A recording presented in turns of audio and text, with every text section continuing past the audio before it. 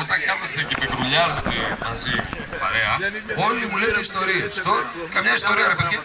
Αυτό δεν ξέρω, εμείς αυτός κάτι έχει πει ο άλλος.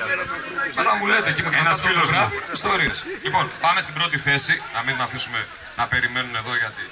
Κάστο Classic, πρώτη θέση.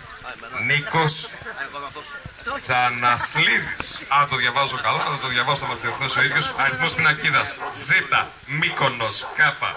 69, το διαβάζω τα δύο νούμερα μαζί για ευνόητους λόγους. 693. Νίκος Τζανασλίδης. Νικόλα.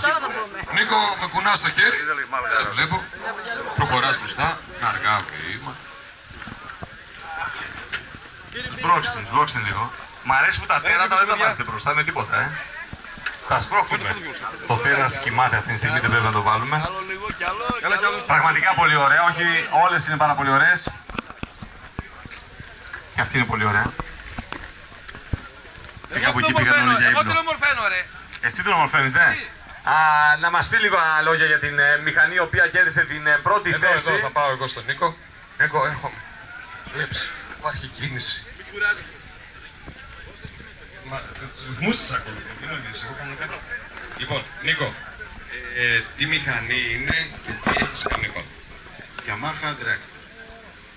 Όλοι οι ομιλητικοί σε μένα πέφτουν. Yamaha Dragster. Όπως βλέπω εγώ. Τα περισσότερα πράγματα είναι αλλαγμένα.